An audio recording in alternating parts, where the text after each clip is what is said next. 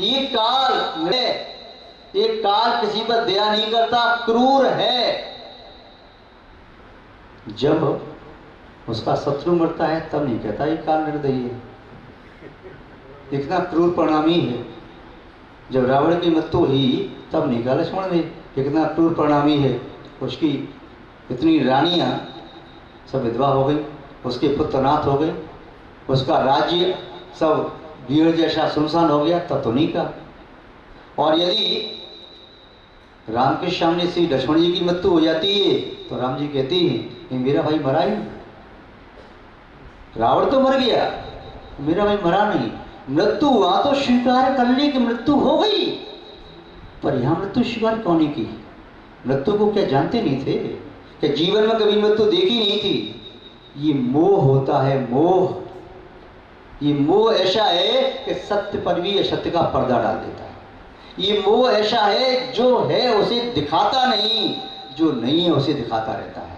यावत जीवन मोह के उस जाल में फंसे रहते हैं, मोह के आवरण में लिपटे रहते हैं, तो मोह में जो दिखाना चाहता है वही हम देख पाते हैं, तो सत्य उसे कहाँ देख पाते हैं? एक जादूगर होता है इंद्रजालिया, खेल दिखाने वाला आता है, वो जैसा खेल दिखाना चाहता है दर्शकों को वही दिखाई देता है, जो सत्यशील होता है वह दिखाई देता ही नहीं। तो महानुभाव, ये मोह बहुत बड़ा ठगिया है जो हमारे साथ छल करता है, समय छीनता है। ठीक है, तुमने समय मुंह कहे तो समय को दोषारोपण कर दिया, समय हमारी सब अनुकूलता छीन के ले गया। हमारा वो भी समय था जब हमारे पास इतना खेत था, घर का मकान था, घर की दुकान थी, हमारे पास पैसे की कमी नहीं थी, वो दुकान चलती थी, घर में बड़ा आनंद था, घी दूध की नदियां बहती थी। आज वो समय है हम बच्चे के लिए दूध भी उपलब्ध नहीं करा पा रहे।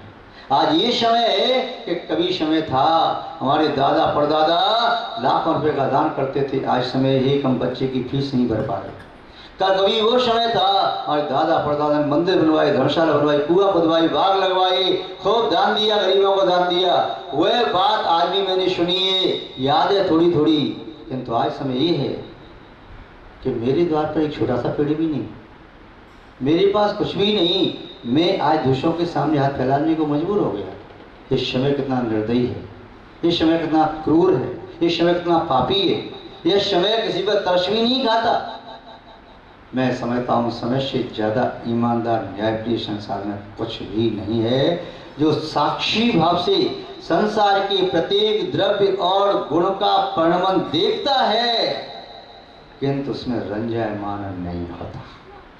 संसार के प्रत्येक द्रव्य, प्रत्येक गुण का कैसा परिणमन हो रहा है, चाहे शुभ रूप में हो चाहे अशुभ रूप में हो, चाहे शुद्ध रूप में हो चाहे अशुभ रूप में हो, चाहे स्वभाव रूप में हो चाहे विभाव रूप में हो, किंतु ये समय साक्षी भाव से देख करके चला जाता है, जैसे सूर्य और चंद्रमा देख करके चले जाते हैं। चाहे पृथ्वी पर किसी की मृत्यु हुई हो या जन्म, मृत्यु हुई हो तो सूर्य के विमान से आंसू नहीं टपकते, और जन्म लिया हो तो वहाँ खिलखिलाहट की आवाज़ नहीं आती। वह तो अपनी गति से चला जाता है, ठहरता भी नहीं, चला जाता है। किंतु कवियों की कल्पना है कि ऐसा युद्ध हो रहा था, सूर्य भी ठहर गया क्षण भर के लिए, ऐसा हो रहा था सूर्य जैसे आनंद मना रहा हो, ऐसा हो रहा था सूर्य की लालिमा छा गई जैसे क्रोध आ गया हो, ऐसा हो रहा था तो बारिश हो गई जैसे मेघ रो रही हो। ये कवियों की कल्पना है। यदि ये चीज़ें लिखें तो महाकाव्य कैसे बने? वो महाकाव्य में व्यक्ति को आनंद आता है, कोई ना कोई टेस्ट चीज़ें तो होना चाहिए। एक जैसा भोजन करते रहें तो फिर स्वाद थोड़ी आता है, बड़े खाते खाते बोर हो गए, छोड़ो तो उपवास करें। नहीं, उपवास मत करो, आज हम तुम्हारे लिए नई डिश तैयार करते हैं। जब उपवास करोगे तो पुण्य लग जाएगा, हम तो नई चीज़ ला के देंगे, शुद्ध भोजन नहीं देंगे, और तुम बाजार का ला के देंगे जो सड़ा गला कब का बना रखा है। घर में तो तुम्हें भोजन करने में खराब लगता है, मैंने यदि कोई छू लिया तो अशुद्ध भोजन हो गया, चौके में कोई बालक आ गया अशुद्ध भोजन हो गया, ऐसे अशुद्ध भोजन हो गया, नहा धो के करेंगे। वहाँ पर कौन व्यक्ति किस प्रकार से नहा करके धो करके या अशुद्धि में शुद्धि में शरीर से पसीना बह रहा है, ना टप रही है, क्या क्या नहीं हो रहा, सब मल सान दिया उसमें और पैक होकर के आ गया, टेस्टी भोजन बन के आ गया, क्या क्या केमिकल डाले जा रहे हैं। मैं समझता हूँ शायद व्यक्ति जो ऐसा भोजन करता है उससे ज़्यादा भ्रष्ट संसार दूसरा व्यक्ति न मिलेगा। किंतु इस समय कोई समय था, वही है आप कि आपके चौके में कोई आपका बालक यदि बिना नहाए पहुँच गया, बालक ने आपकी पत्नी को छू लिया सोलह कपड़े में, तो आप भोजन नहीं करते थे, थाली छोड़ के चले जाते थे। वही समय है कि आपके घर में क्या गंदगी आ रही है उससे आप खाते चले जा रहे हैं। समय और दोष किसी को नहीं देंगे, आप किसको दोष देंगे? अपने आप को दोष तो दे नहीं सकते। अरे क्या करें, समय खराब हो गया, इस जमाना बदल गया, समय बदल गया है, कुछ नहीं बदला, ये सब बेईमानी है। तुम्हारा मन बदल गया है, तुम बदलते जा रहे हो। सूर्य नहीं बदला, चांद नहीं बदले, तारे नहीं बदले, पृथ्वी नहीं बदली, आकाश नहीं बदला, पशु पक्षी नहीं बदले, नारकी और देव नहीं बदले, ये वृक्ष प्रकृति कुछ नहीं बदला। सूर्य से पहले भी धूप निकलती थी, चांदनी नहीं। चंद्रमा से चांदनी पहले भी निकलती, धूप नहीं। पहले भी वो आसमान से टपकती थी, नीचे से नहीं। सब कुछ वही है, जमाना नहीं बदला, तुम बदल गए, तुम्हारा मन बदल गया। तुम अपने आप पर नियंत्रण न कर पाए, अपनी इच्छा वांछा आकांक्षा पर नियंत्रण नहीं कर पाए, और तुमने अपनी हविष्य को पूर्ण करने के लिए दूसरों को अपना आदर्श बना लिया। जो उस अंधी दौड़ में दौड़ रही थी, वासना की पुतली बनी थी, उन पुतलों को देख करके तुम भी वासना में रखते चले जा रही हो।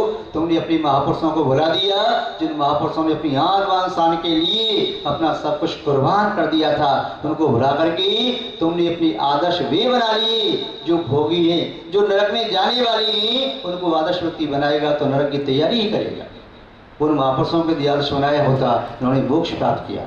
उन्होंने आदर्श बनाया होता जिन्हें स्वर्ग प्राप्त किया। उन्हें आदर्श बनाया होता जिन्हें धर्म की रक्षा के लिए, अपने स्वभाव की रक्षा के लिए, पुण्य की रक्षा के लिए, बुद्ध की रक्षा के लिए उन्होंने कितना वरदान किया, प्रतिकूलताओं का सामना किया, तो अपने प्रण नहीं तोड़े, धर्म से नहीं हटे। लेकिन तुम दोष देते हो, समय आ गया, समय खराब है, समय का लुटेरा लूट करके ले गया महाराज, हमारी सब जागीर को लूट के ले गया, हमारी संपत्ति नहीं, हमारे संस्कार भी ले गया, हमारा धर्म भी छीन लिया। किसने छीन लिया? ये सब बेईमानी है। कोई भी समय किसी से कुछ नहीं छीनता। तुम बस उसे उसकी झोली में जो डाल देते हो, उसकी झोली में से जो निकाल देते हो, तुम ही स्वयं के गुनाहगार हो और तुम ही स्वयं को पुरस्कार देने वाले हो। इसी समय के रहते हुए आत्माओं ने मोक्ष भी प्राप्त किया है, इसी समय के रहते हुए आत्माओं ने नरक भी प्राप्त किया है। आत्माएं निबोध भी जा सकती हैं, आत्मा बोध को भी प्राप्त कर सकती हैं। समय का लुटेरा संसार का सबसे बड़ा लुटेरा माना जाता है, कहा जाता है। समय की कीमत व्यक्ति नहीं पहचानता, जब समय निकलता है तब आंसू भर के रोता है। यदि उसी मृत्यु के पहले यदि होश आ जाए तो, नहीं तो बेहोशी में जिंदगी चली जाती है। एक नहीं अनेक जिंदगी चली गई, होश आ गया तो अंतिम समय में रोता है। इस संसारी प्राणी को जब भी सम्यक की भूमिका बनती है, तब नींद से उसकी आंखों से आंसू बहते हैं कि मैंने अपना इतना जीवन व्यर्थ क्यों गंवा दिया। जब भी उसे धर्म के क्षेत्र में आएगा, उसे पश्चाताप होगा, मैंने अपना जीवन क्यों गंवा दिया, इतनी भव क्यों गंवा दी। चाहे शेर की पर्याय में भगवान महावीर स्वामी के जीवन ने समझ प्राप्त किया, चाहे शिवनी ने प्राप्त किया जो सुकौशल मुनि पर अवसर करे थे, चाहे किसी गीदड़ ने प्राप्त किया, चाहे किसी हाथी ने प्राप्त किया, जिसने भी सम्मत प्राप्त किया, चाहे किसी मनुष्य ने सम्मत प्राप्त किया, सम्मत प्राप्ति के समय पूर्व तो उसकी आंखों से आंसू बहते, पश्चाताप के आंसू। उन आंसुओं में मिथ्यात्व का मल धुल जाता है, दृष्टि निर्मल हो जाती है, सम्यक हो जाती है। चाहे भी इंद्रभूति गौतम ब्रदर ही कौन रहे, चाहे ऋषभदेव का जीव वह महाबल राजा ही कौन रहा, जिसकी आंखों में आंसू थे। जब मंत्री ने स्वयं बुद्ध मंत्री ने समझाया, जिसने पूछा था कि मेरा राजा कोई अभक्त तो नहीं है, धर्म क्यों नहीं मानता, 3 मंत्रियों के बीच में चलता है। जब स्वप्न का फल सुनाया, कहा आज आपने रात्रि में स्वप्न देखे, इसका फल ये है, कल वृक्ष की शाखा टूटी है, आपकी आयु थोड़ी सी रह गई, बस 1 महीने की रह गई। आपने देखा है स्वप्न में 3 मंत्री आपको कीचड़ में धकेल रही है, मैं आपको बाहर निकाल रहा हूँ। राजा ने कहा तुमने कैसे जाना, हमने स्वप्न देखा है, बस मुनि महाराज ने मुझे बताया है और आपकी नियति ये है, उसे विश्वास हो जाता है। 1 महीने की संलिखना जगह की साधना करता है। महानुभाव, जब भी जीवन में धर्म का सूर्योदय को प्राप्त होता है, तब पहले आकाश में लालिमा छाती, आकाश में लालिमा छाती जाती है। वह लालिमा ही धवलता को देने वाली होती है, वह लालिमा देने वाली है, वह लालिमा धवलिमा को देने वाली है। शाम को भी जब धवलिमा का अंत होता है तब भी लालिमा आती है, कालिमा के पहले भी लालिमा और कालिमा के बाद भी लालिमा। क्या कर रहे, क्या ये मनुष्य में इसी के लिए प्राप्त किया था कि हम खूब खाएंगे पिएंगे, मौज मस्ती करेंगे, भक्ष अभक्ष सब खा जाएंगे, इसके लिए प्राप्त किया था?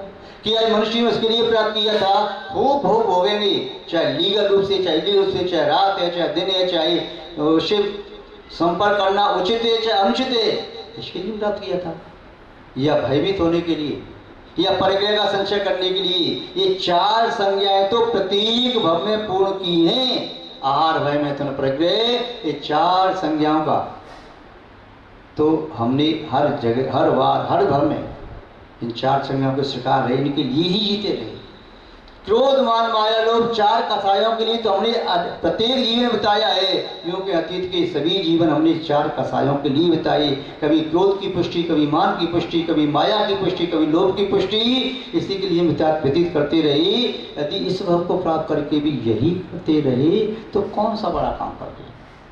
कौन सी आपने बहुत बड़ी बात कर ली कि मैंने मनुष्य को प्राप्त कर लिया? तो क्या कर लिया? कोई बड़ा काम कर लिया? मनुष्य प्राप्त करके यदि मनुष्यता को सार्थक करने के लिए कोई काम कर लेता, मनुष्य से महामनुष्य बन जाता, मानव से महामानव बन जाता, तब तो मान लेते कि तुमने बड़ा काम किया। आत्मा से महात्मा बन जाता, परमात्मा बन जाता, पापात्मा से पुण्यात्मा बन जाता, तो मान लेते तुमने कोई बहुत बड़ा काम कर लिया।